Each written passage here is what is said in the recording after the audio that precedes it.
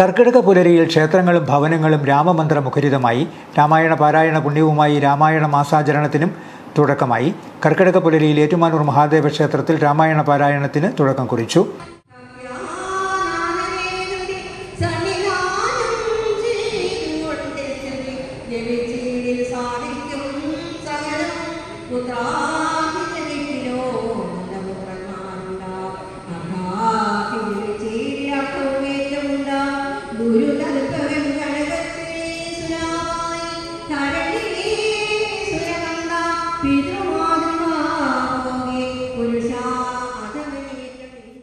കർക്കിടക മാസത്തിലെ ഓരോ ദിനത്തിലും ക്ഷേത്രാങ്കണം രാമായണ പാരായണത്തിലൂടെ ഭക്തിസാന്ദ്രമാവുകയാണ്.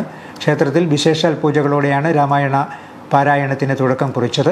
മഹാദേവ ക്ഷേത്രോപദേശക സമിതിയുടെയും ഭക്തജനങ്ങളുടെയും പങ്കാളിത്തത്തോടെ തയ്യാറാക്കിയ പുതിയ ശ്രീരാമ മണ്ഡപത്തിൻ്റെ സമർപ്പണവും പുതിയ അഡ്മിനിസ്ട്രേറ്റീവ് ഓഫീസറായി ചുമതലയേറ്റ എസ് അഭിലാഷിന് സ്വീകരണവും വേദിയിൽ നൽകി.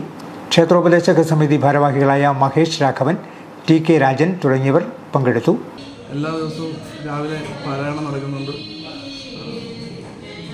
ഭക്തജനങ്ങൾക്ക് പ്രസാദം നടത്തപ്പെടുന്നുണ്ട്. സമാപന ദിവസം അഖണ്ഡ രാമയജ്ഞം നടത്തപ്പെടുന്നുണ്ട്.